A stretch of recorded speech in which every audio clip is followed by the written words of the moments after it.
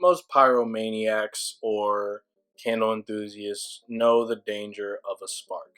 It can cause an inferno. And maybe that's exactly what Kilo Kish wants on her song, Spark. Now, with the recent singles she's dropped, I've sort of noticed a theme that has emerged throughout my listening to them a lot of times, and that is escape. Bite Me is a very belligerent, middle-fingered escape with a very antagonistic tint that is pretty much telling people who don't subscribe to her sort of format of doing things or making things or whatever specific creative goal that she has in mind that is being shirked by other people. She's just telling them to F off. Like, she doesn't care about their opinion or their unwarranted critique. Essentially, in doing so, it allows her to escape that feeling of having to please others, of having to acknowledge whatever things that they are thinking of her.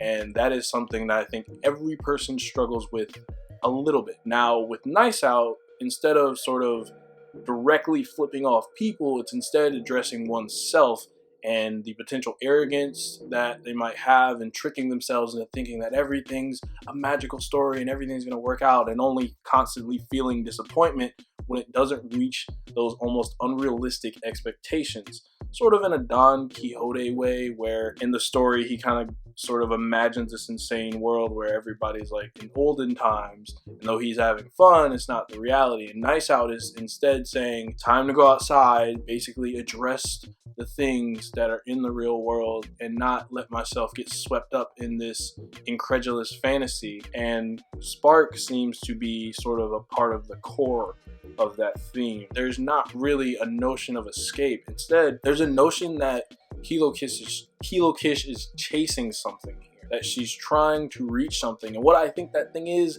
the all-encompassing flow. Creative flow is one of the most dangerous sources known to man, and it's just like a drug. In a way, a lot of creators are married to that drug. Anybody can attest, if you've ever made anything, when you literally are just going and you can't be stopped, it's the best feeling in the world. It's like actual crack cocaine, but for like people who don't want to do crack cocaine, but they want to make things. And I think that Kilo is talking about this and talking about marriage, because she sort of has, in the video, she's like walking along this very beautiful beach, and she looks like she's basically trying to find something, and she has this like marriage headdress thing on. She's got a black dress, and the chorus kind of pretty much talks about this this feeling of like how colors are falling dark, and the only thing she can cradle is the spark, and she just has to find it. She just has to find it. Once she finds it, everything is going to work. Nothing else is on her mind. She has a very like one track sort of tunnel visioned feeling that if she can hold on to this spark, that everything is going to work out. And it's sort of almost dark, twisted obsession with this spark, trying to reclaim of something of which helped you make so many beautiful things, is a very, very stressful battle, and it takes a lot out of you. And creators can often face burnout and things of that nature, and that's what I think she's sort of maybe referencing, talking about how colors are falling dark and how you can't look at this from a kaleidoscope point of view. Kaleidoscope has plenty of colors and it makes everything look pretty but like distorted, and trying to find that spark which helped you sort of color shade things in is a very difficult journey. But finding this allows you to escape the monotony that might have had grays and blacks and not much life to it. It's not that life has to be colorful every second, but the things we make, we usually want them to have the life that we cannot have or that we are striving to have. Usually artists are just extensions of their own imagination. Every person is imagining themselves as something better than they currently are. And so spark, the literal spark, trying to find that which can push you, is very hard, incredibly difficult.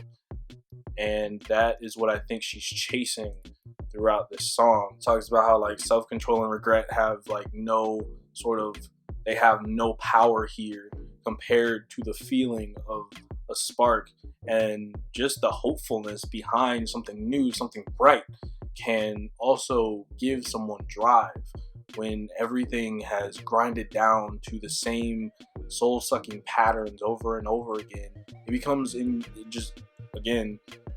harrowing to try to break through that. And when you find something that makes you feel as though something new, something fun, something vibrant, something alive, you kind of want to hold on to it, because you don't want that feeling of sort of decay, of disappointment.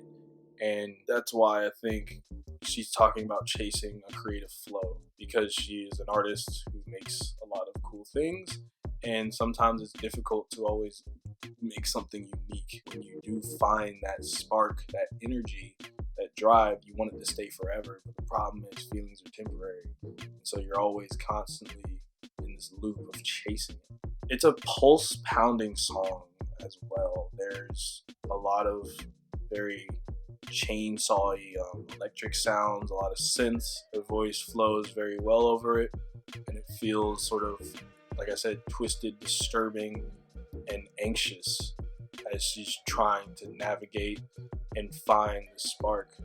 We hear it in like her tone, we hear it in, again, this very like pulse pounding beat that fuses with these very raw electric sounds, and it comes together pretty well. And I really like the song overall. Let the sparks fly. Well, this guy says sparks are great.